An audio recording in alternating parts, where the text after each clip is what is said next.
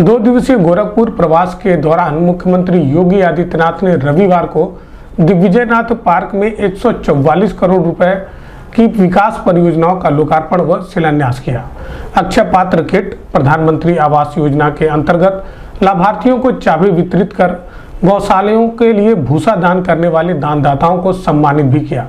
इस मौके पर राज्यसभा सांसद जयप्रकाश निषाद, लोकसभा सांसद रविकिशन शुक्ला, कमलेश पासवान, महापौर सीताराम जायसवाल, विधायक विमलेश पासवान, महेंद्रपाल सिंह, विपिन सिंह, श्रीराम चौहान, राजेश त्रिपाठी, सरवन निषाद सहित बड़ी संख्या में अधिकारी व कर्मचारी मौजूद रहे। सांसदों से और विधायकों से कि सर्वप्रथम महंत दिग्विजयनाथ जी की प्रतिमा पे पुष्पांजलि अर्पित करके अपना स्थान ग्रहण करें। ये हम सभी का परम सौभाग्य है, गोरक्ष धरा का सौभाग्य है कि हमारे गोरखपुर के आराध्य, हमारे गोरक्ष पीठाधीश्वर के नेतृत्व में दोबारा सरकार बनी है।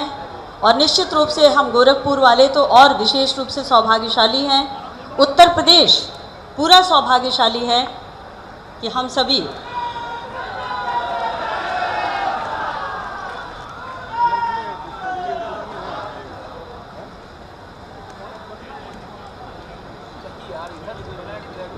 मैं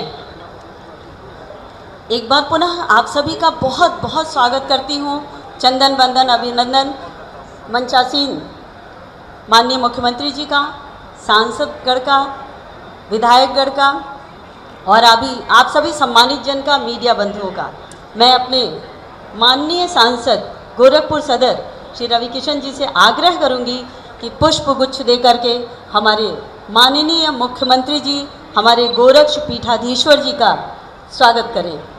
और मंडलायुक्त, जिलाधिकारी, मुख्य विकास अधिकारी, आप सभी से अनुरोध है कि समस्त सांसदों का, विधायकगण का, सभी का स्वागत पुष्पों के साथ।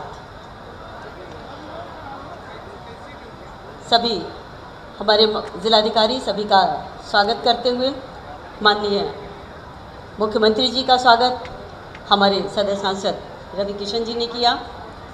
चंदन वंदन अभिनंदन माननीय मुख्यमंत्री योगी आदित्यनाथ जी का, हमारे गोरखपुर के आराध्य का स्वागत माननीय सांसद रविकिशन जी का, सांसद बांसगांव कमलेश पासवान जी का, सांसद राज्यसभा जयप्रकाश निषाद जी का, विधायक ग्रामीण विपिन सिंह जी का, विधायक पिपराइच महेंद्रपाल सिंह जी का, विधायक चौरी चौरा सरवन निषाद जी का, विधायक चिल्लूपार राजेश त्रिपाठी जी का, विधायक बांसगांव डॉक्टर विमलेश पासवान जी का, विधायक खजनी श्रीराम चौहान जी का, साथ में सभी शुभेच्छुजनों का, मीडिया बंधुओं का, सभी का गोरखपुर के आराध्य गोरक्ष पीठाधीश्वर माननीय मुख्यमंत्री योगी आदित्यनाथ जी के नेतृत्व में 67 परियोजनाओं के लोकार्पण और शिलान्यास के लिए मैं माननीय मुख्यमंत्री जी से विनम्रतापूर्वक आग्रह करूंगी कि आप इन परियोजनाओं का लोकार्पण और शिलान्यास बटन दबा के करें, ताकि ये सारी जो लोक कल्याणकारी योजनाएं हैं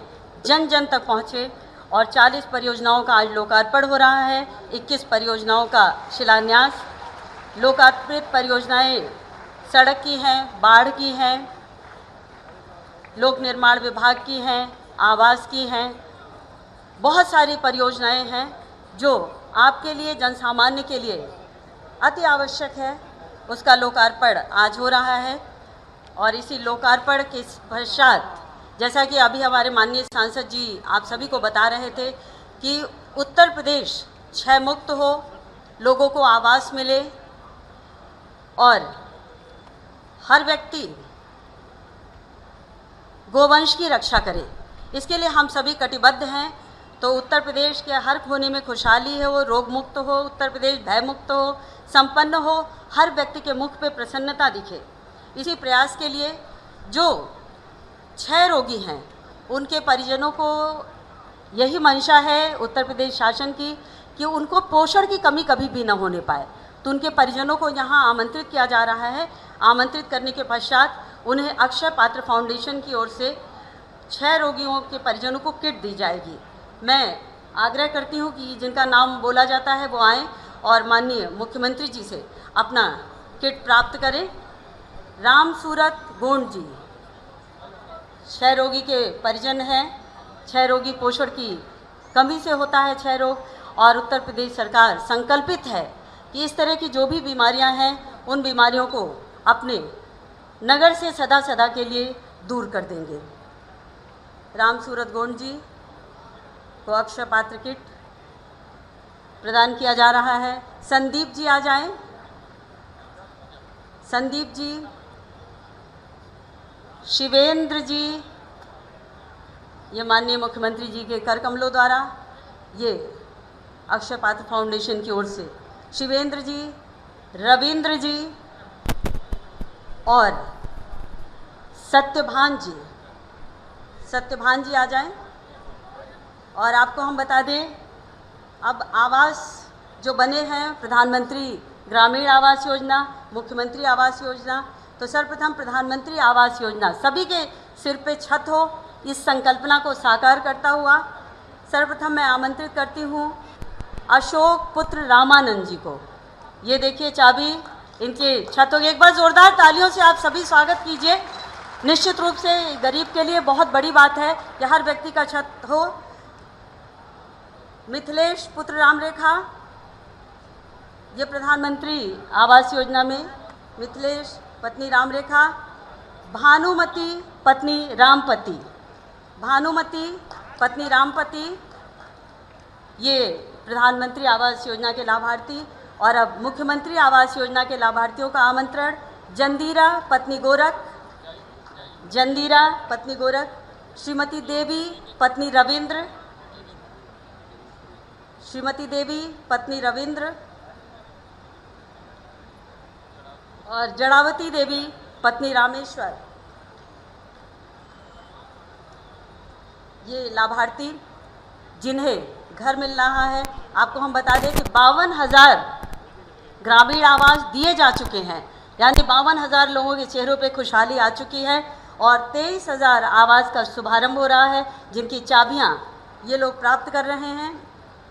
और एक जो मुख्यमंत्री जी का सपना है गोवंश की रक्षा हो, तो इसके लिए माननीय मुख्यमंत्री जी लगातार प्रयासरत हैं। अतुल सराफ जी ने, जिन्होंने भूसा दान किया है, यानी गोवंश को आगे बढ़ाने के लिए मनमोहन जाजोदिया जी और डॉक्टर AK श्रीवास्तव जी, जिलाधिकारी महोदय, मुख्य विकास अधिकारी महोदय और मुख्य पशु चिकित्सा अधिकारी के प्रयास से माननीय मुख्यमंत्री जी के सपनों को साकार किया जा रहा है। ये गोवंश की रक्षा के द्वारा ये लाभार्थी थे जिन्होंने गोरखपुर में नेपाल जाने वाले या गोरखपुर के उत्तरी जनपदों की ओर जाने वाले वाहनों के लिए सिटी के अंदर ना आना पड़े, जंगल कौड़िया से कालेसर तक एक नया बाईपास भी बनकर के खड़ा हो चुका है। आवागमन उससे तेजी के साथ चल रहा है। विकास की इन तमाम योजनाओं को लेकर के आज गोरखपुर के अंदर ही आपने देखा होगा, मोदीपुर से जेल बाईपास होते हुए बरगदवा तक ये मार्ग 4 लेन का बन रहा है। ऐसे सिटी के अंदर तमाम अन्य कार्य चल रहे हैं। हमारा प्रयास है और हम लोगों ने एक व्यवस्था बनाई है, एक बरसात के दौरान गोरखपुर महानगर में कहीं भी जल जमाव की समस्या न होने पाए, इसके लिए अभी से प्रयास कर लेना है। और इस पर प्रशासन युद्ध स्तर पर जनप्रतिनिधियों के साथ मिलकर के इस कार्यक्रम को आगे बढ़ाने का कार्य कर रही है। आपने देखा होगा गुड़दहवा नाला कभी सफाई नहीं हुआ था, लेकिन आज गुड़दहवा नाला मेडिकल कॉलेज के आगे से लेकर के और रामगढ़ ताल तक कितना साफ हो चुका है, कितना कचरा निकला है वहां से। कभी सफाई नहीं हुआ, अपने समय से सैकड़ों वर्षों से वह नाला जैसे के तैसे था, अतिक्रमण भी उसमें हो गया था, लेकिन अब नाला साफ हो गया है, जल निकासी होगी, आसपास के किसी भी मोहल्ले में जल जमाव नहीं होगा। और जब इसी नाले पर दोनों वो सड़कें बनेंगी आवागमन के लिए, वो एक नया पर्यटन का केंद्र बनेगा गोरखपुर में। स्थानीय स्तर पर लोगों के आवागमन को सरल करेगा, लेकिन साथ साथ व्यवस्थाएं भी बहुत बेहतर तरीके से आगे बढ़ जाएंगी। ऐसे ही गोरखपुर महानगर के अंदर रामगढ़ ताल में जब बरसात में पानी ज्यादा आता है, रामगढ़ ताल से तरकोलानी के बीच ये नाला भी कभी खोदा नहीं गया था। आज वहां पर कार्य चल रहा है, युद्ध स्तर पर कार्य चल रहा है। जितना भी सिटी का पानी होगा रामगढ़ ताल होते हुए, पूरा का पूरा पानी तरकोलानी में पहुंचेगा और तरकोलानी में बहुत हैवी जो पंपिंग स्टेशन बना हुआ है, भारी पंपिंग स्टेशन बना, वहां से पूरा पानी फिर नीचे गोर्रा नदी और राप्ती नदी में डाल करके खोराबार के पूरे विकास खंड को जल जमाव से मुक्त करने का भी एक बड़ा कार्यक्रम चल रहा है। आप सिटी के अंदर देख रहे होंगे, सड़कों का निर्माण हो रहा है, जल जमाव से मुक्ति के लिए साफ सफाई का कार्यक्रम युद्ध स्तर पर चल रहा है, सड़कों का निर्माण का कार्य युद्ध स्तर पर चल रहा है। आप यहां पर इस पार्क का नया निर्माण हुआ, इसके बगल में ही चिड़ियाघर भी है, जू भी है, प्राणी उद्यान भी है। प्राणी उद्यान एक नए मनोरंजन केंद्र के रूप में विकसित हुआ। इसके पूरब में रामगढ़ ताल है, एक मनोरंजन और पर्यटन के एक नए केंद्र के रूप में यहां पर ये गोरखपुर के लिए विकसित होता हुआ एक नया क्षेत्र बना है, जहां पर सायकाल हजारों की संख्या में लोग अपने परिवार के साथ आकर के यहां पर इस प्राकृतिक सौंदर्य का आनंद लेकर के अपने आप को विकास की प्रक्रिया के साथ जोड़ने का कार्य कर रहे हैं। गोरखपुर का एम्स प्रारंभ हो गया है।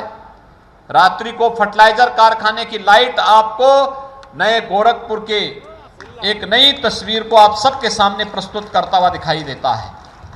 और भाइयों बहनों, यही नहीं, विकास की इस प्रक्रिया के साथ जुड़ने के लिए हम सबको मिलकर के एक अभियान चलाना होगा। मिलकर के किसी भी प्रकार की गोरखपुर जिन कारणों से बदनाम था, आज गोरखपुर उससे मुक्त हो चुका है। आज गोरखपुर की पहचान सबसे तेज विकास की प्रक्रिया के साथ आगे बढ़ते हुए महानगर के रूप में स्थापित हो रही है। और विकास की इस प्रक्रिया के साथ हम सब भी एक साथ जुड़ करके अगर इस कार्यक्रम को आगे बढ़ाने का कार्य करते हैं तो स्वाभाविक रूप से हमारी वर्तमान और भावी पीढ़ी के सामने अपने उज्जवल भविष्य के लिए एक नई तस्वीर उनके सामने प्रस्तुत होती है कि विकास ही एक उज्जवल और मंगलमय भविष्य की गारंटी हो सकती है। और उस विकास के साथ हमें जुड़ना है, गोरखपुर को आगे बढ़ाना है। गोरखपुर विकास की जिस प्रक्रिया के साथ जुड़ा हुआ है, भाइयों बहनों, मैं आज के इस अवसर पर आप सबसे कहना चाहूंगा और सभी जनप्रतिनिधियों से भी कहना चाहूंगा, नियमित रूप से हम लोग जनता की समस्या को सुने। अभी आपने देखा होगा, मंत्री समूह आए थे, प्रत्येक जनपद में गए थे, हर कमिश्नरी के लिए 3-3 मंत्री गए थे।